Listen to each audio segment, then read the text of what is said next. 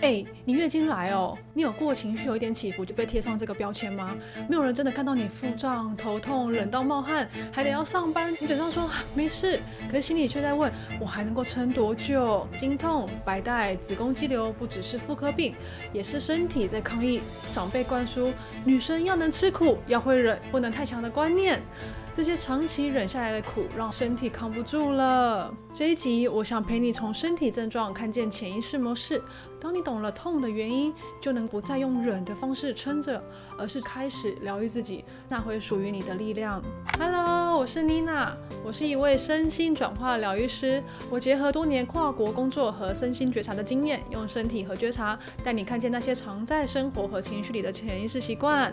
你有没有发现，有时候月经来了，明明没有吃冰也会痛，而且经期那几天特别容易烦躁，容易不耐烦。其实经痛很多时候不只是血流不顺，有可能和平常的情绪流动有关。你也很常在很累、很想休息的时候，还是告诉自己要撑住吗？很想要被照顾，但又觉得不可以倒，不想要麻烦别人，老是说着没事。我以前也有过经痛到觉得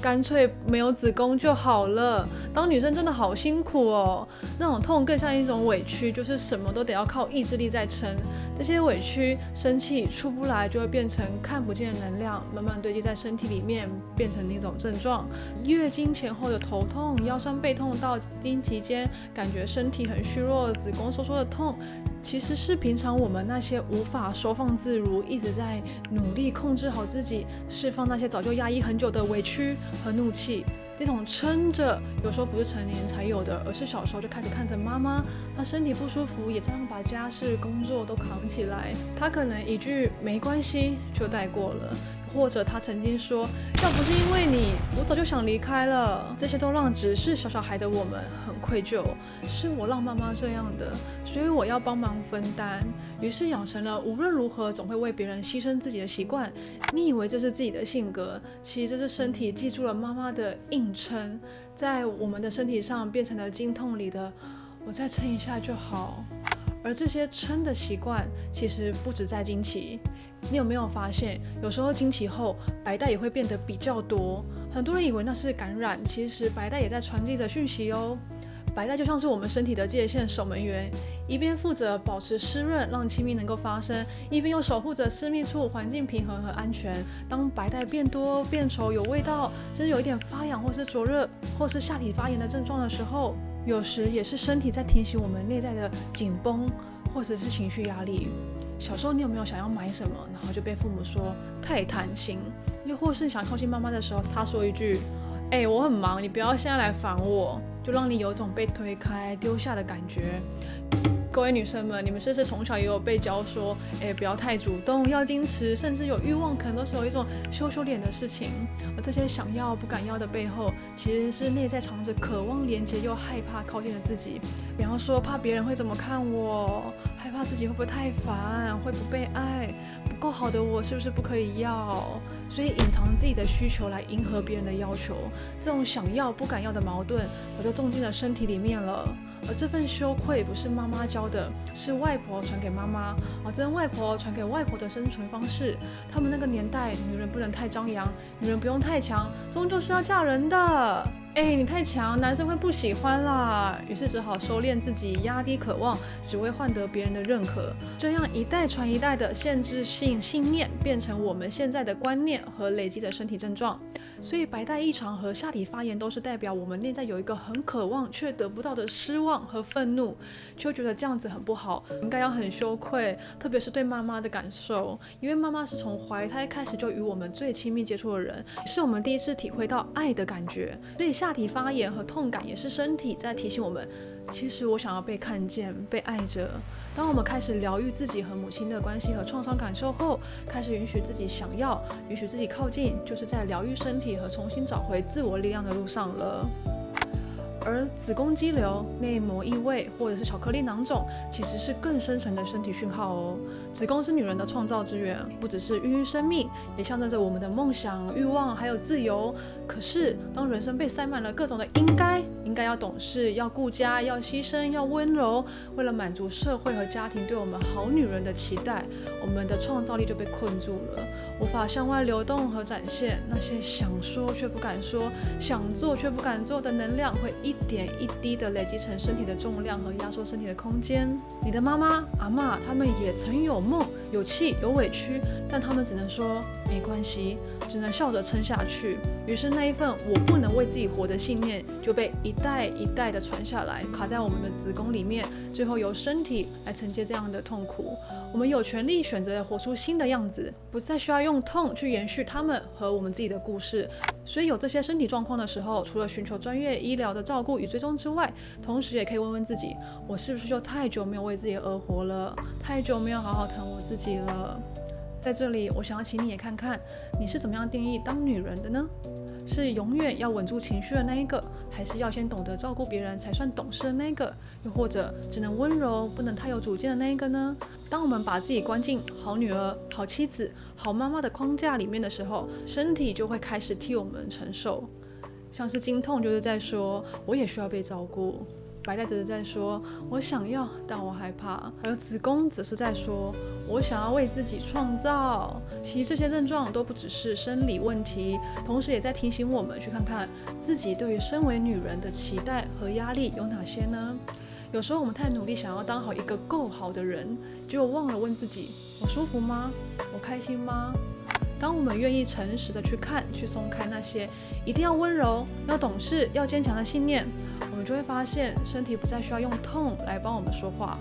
在身心觉察里，我们常说每一个症状其实都是身体在替我们发声。当我们愿意停下来的时候，去听、去允许那些被压抑的情绪，就开始有空间，身体也会开始慢慢松开。而那个真实有力量的你，也会在这个过程里一点一点的被你自己接回来。在做了这么多年的身心觉察和个案疗愈之后，我看见不管是阿嬷、妈妈那一代，还是我们这一代，我们都在努力的成为会被喜欢的女人。不要太情绪化，不要太强势，不要太自我。有的时候我也会发现，其实这些都不是别人真的在给我压力，而是我对我自己有这样的期待。我以为别人要我完美，要我懂事，但其实是我早就把那些标签和枷锁放在我自己身上。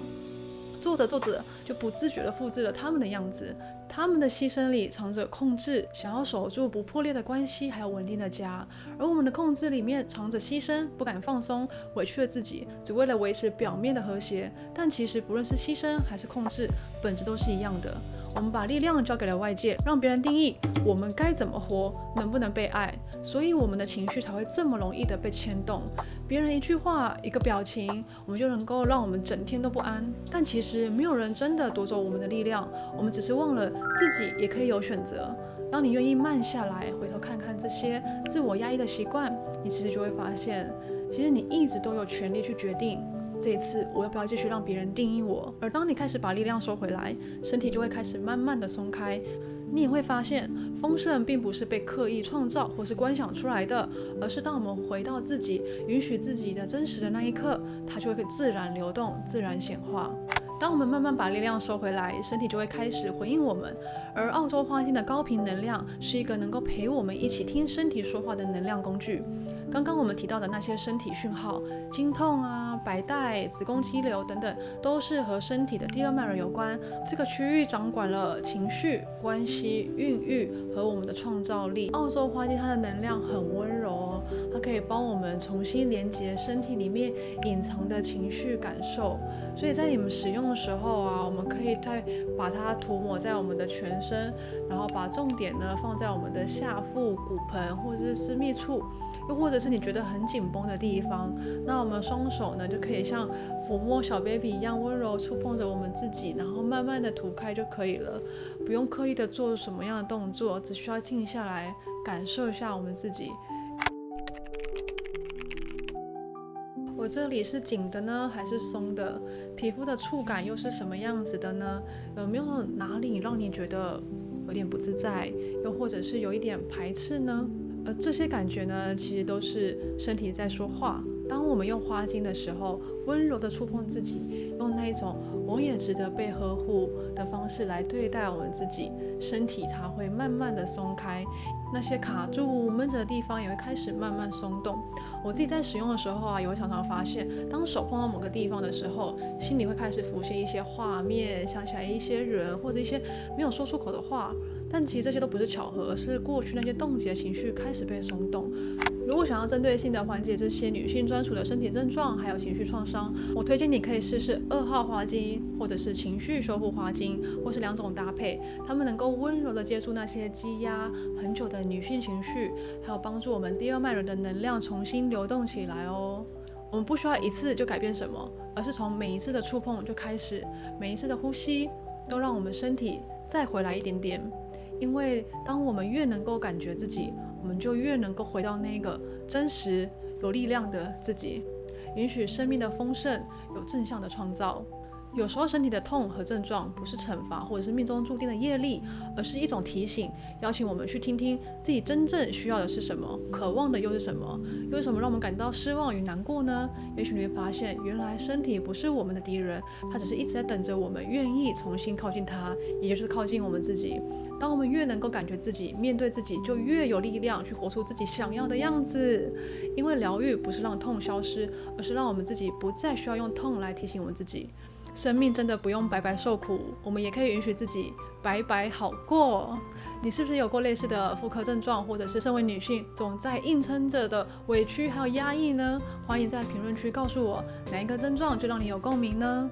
我是妮娜，身心转化疗愈师，陪你从身体看见潜意识。这个频道会分享更多身体和情绪的秘密，以及透过身心觉察自我疗愈的方法。记得点赞跟订阅我的频道哦。如果你希望有更深入的1对1身心疗愈，也欢迎私讯我哟。